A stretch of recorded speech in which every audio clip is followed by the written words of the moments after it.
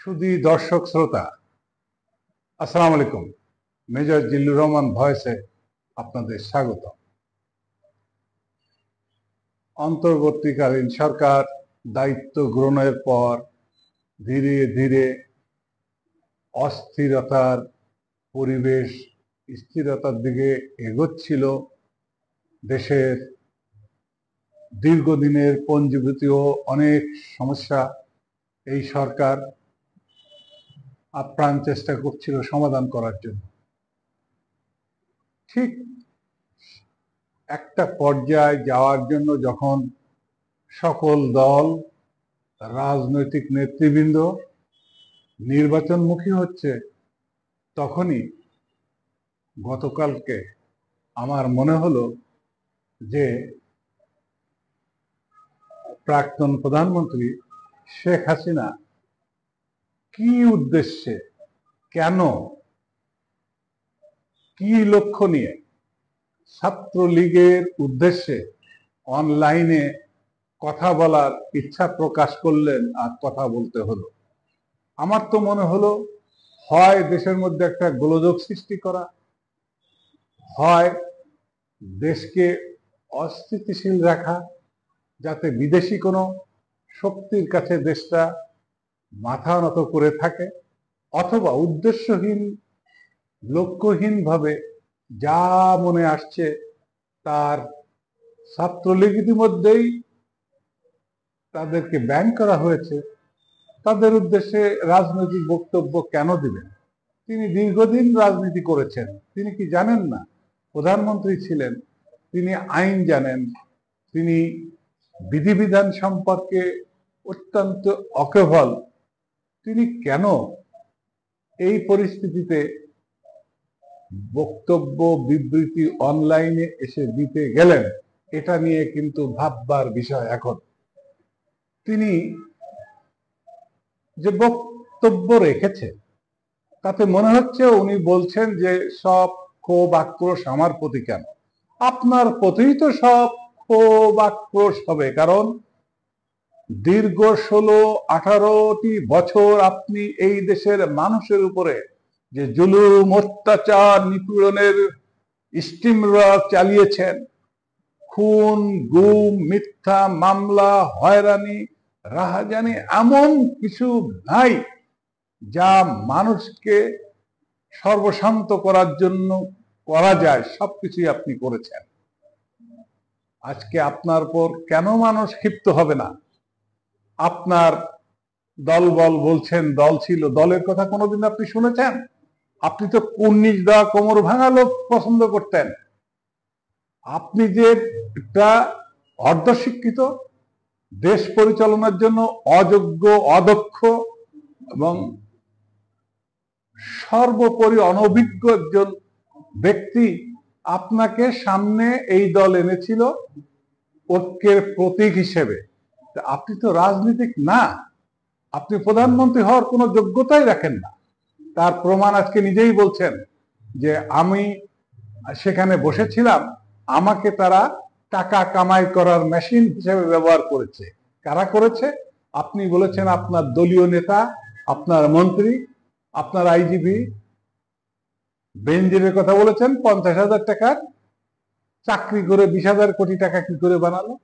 শেষ পর্যন্ত আপনার বোন রেহানা $12 বিলিয়ন প্রজেক্টের 5 বিলিয়ন নিয়ে ইংল্যান্ডে কোন ব্যাংকে রেখেছে তাও বলেছেন। আপনি বলেছেন এদেশের ব্যাংকগুলা 12 আনা টাকায় আপনার বোন নিয়ে সেখানে রেখেছে। আগে আপনার বোন নেত্রী ডাকতো আপনাকে, এখন আপনাকে খুনি ডাকে। সে সত্যই বলেছে। আপনাকে সে সবসময় বলতো যে বাপের মেয়ে কি তুমি একা, আমি না। তার মানে কি? আপনার নেতৃত্বের যোগ্যতা নাই, আপনি বাপের নামের উপরে চলেছেন, আপনি ক্ষমতার উপরে চলেছেন, আপনি কখনো দক্ষতা, যোগ্যতা, সততা, মেধার উপরে ভিত্তি করে কখনো নেতা হন নাই। তাহলে আজকের এই অবস্থা হতো না। আপনি যেভাবে পালিয়ে গিয়েছেন এটা বড় নির্মম। এই দেশে অগণিত আওয়ামী কর্মী নেতা আছে যারা ক্লিন ইমেজে, তাদের অবস্থা কি? খারাপ অবস্থায় রেখে চলে গেছেন। তার পরবর্তীতে দ্বিতীয় ধাপে আর এক অভ্যুত্থান ঘটায় দিলেন। যারা নিশ্চুপ ছিল, ঘরে বাড়ি গা ঢাকা দিয়েছিল, তাদেরকে আর একটা বিপদের মধ্যে ঠেলে দিয়েছেন। কি আপনার উদ্দেশ্য? দেশের মধ্যে কি ঘটিয়ে দিতে চান? বিচার তো উপর থেকে হতে হয়, তাই হয়েছে। অনেক আওয়ামী লীগপন্থী, এমনকি আপনি আজ ব্যতীত মর্মাহত, আপনার অন্তর কাঁপছে 32 নম্বরের এই দালান ভাঙা দেখে। আমাদেরও মন কেঁদেছিল যেদিন মইনুল রোড নিয়ে আপনি মুখ খুলেছিলেন যে সুযোগ পেলেই বেগম খালেদা জিয়াকে ওখান থেকে বের করে দেব। তাকে কিভাবে বের করেছেন? আপনি মামলা করেছেন, সেই মামলার রায় আপনার বসানো বিচারপতিদের ঘাড়ের উপরে দিয়ে সেখান থেকে লিখা এনেছেন, আর জবরদস্তি করে এক কাপড়ে বেগম খালেদা জিয়াকে আপনি বের করে দিয়েছিলেন। এই শেখ হাসিনা কত নির্মম আপনি এই সাধারণ মানুষ বলছে। যেদিন দুঃখ ভারাক্রান্ত মন নিয়ে চোখের পানি মুছতেছিলেন, এদেশের মানুষের মনের কোঠায় যে নেত্রীর স্থান, বেগম খালেদা জিয়া কাঁদছিলেন আর চোখ মুছছিলেন, সেদিনই অন্তত আমি উপলব্ধি করেছিলাম এই ক্রন্দন, এই চোখের পানি কখনোই বৃথা যাবে না, দেশের মানুষের মনে দাগ কেটে থাকবে। আমিও চোখের পানি ফেলেছি, হৃদয়ে রক্তক্ষরণ হয়েছে। মইনুল রোডের ওই বাড়ির সাথে আমার সম্পর্ক রয়েছে দীর্ঘদিনের। ওই বাড়িতে থেকেছি, ওই বাড়িতে খেয়েছি।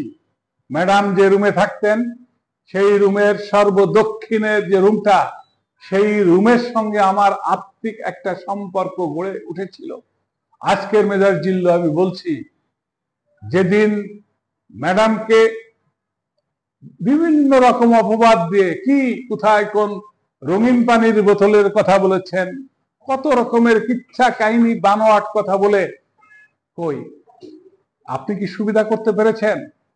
বেগম খালেদা জিয়া ধৈর্য ধরেছেন, সাহসের সাথে মোকাবেলা করেছেন তার সততা দিয়ে। দীর্ঘদিন তিনি বাড়ি হারা,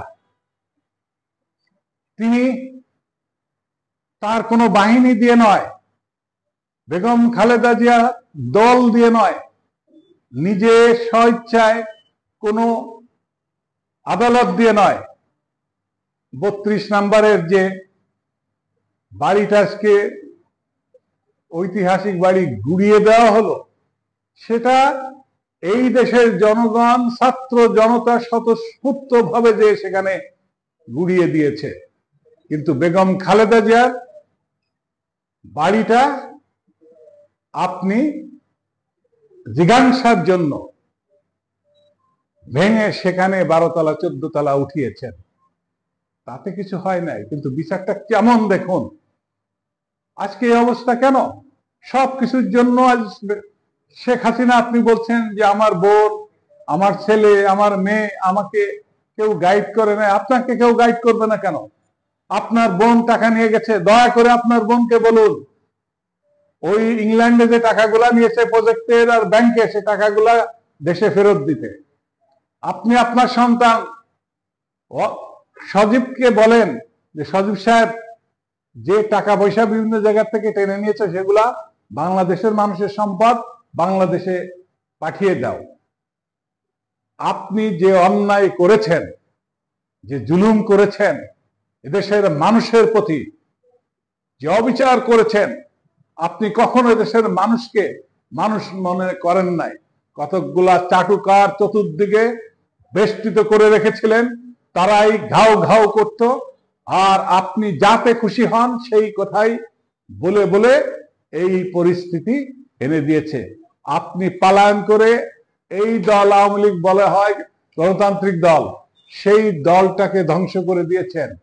আপনি আবার গতকালকে যে কথা বলেছেন, এই কথা বলে এখানে এখনো যারা চুপচাপ ছিল, আওয়ামী লীগ করত, ক্লিন ইমেজের ছিল, তাদের জন্য বড় বিপদ যাকে এনেছেন। আর যাই হোক, একটা কথা, দেশের মানুষ কখনোই কোনো অত্যাচার জুলুম মেনে নেয় না। গণতান্ত্রিক অধিকার ফিরিয়ে দিতেই হবে, সে একদিন আগে আর একদিন পরে। এখন আমাদের সামনের দিকে তাকাতে হবে, আর শেখ হাসিনার সুমতি ফিরে আসুক। দেশের অকল্যাণ হয় এমন কোনো কথা বিদেশে প্রভুদের কাছে বসে, প্রভুদের শিখানো কথা, গোয়েন্দাদের কথা মুখ দিয়ে বের না করে, দেশের মানুষের কথা চিন্তা করে, দেশের মঙ্গলের চিন্তা করে আপনি এখন চুপচাপ থাকলেই দেশের জন্য মঙ্গল হবে, আপনার দলের জন্য মঙ্গল হবে।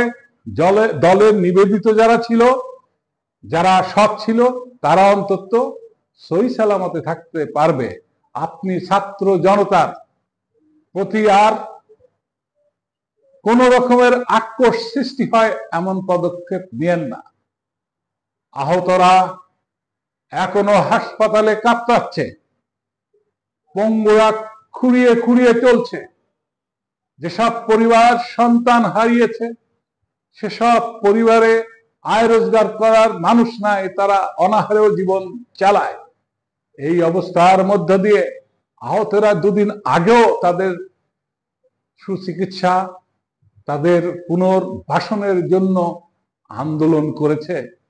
আপনি একবার ভাবতে পারেন, ক্ষত না শুকাতেই আপনি কাটা ঘায়ে লবণ ছিটাচ্ছেন। রাজনীতি আগে শেখেন, তারপরে রাজনীতি করতে আসেন, সেটাই দেশের জন্য মঙ্গল হবে। বরং আপনার বোন রেহানাই ভালো বোঝে আপনার চাইতে। যেখানেই মিষ্টির হাড়ি সেখানে হাত ঢুকিয়েছে সে, চুপি সারি কোনো কথা বলে না। গাজীপুরে 4টা রিসোর্ট, টিউলিপ টেরিটরি, বাপরে বাপ, এদেশের মানুষের সম্পদ তো কিছু নাই। 60 কাঠা প্লট পূর্বচলে, কি করেন নাই, ব্যাংক সব খালি। সব টাকাগুলা আপনার আপনজনদের দেশে ফেরত পাঠাতে বলেন, আমরা আমাদের দেশের সম্পদ ফেরত চাই। আর ইতিমধ্যে তারেক রহমান বলেছেন, ফ্যাসিস্ট সরকারের বিচার এই বাংলার মাটিতে হবেই। সে বিচারে দেশের মানুষ দেখে যাবে ইনশাল্লাহ। ধন্যবাদ।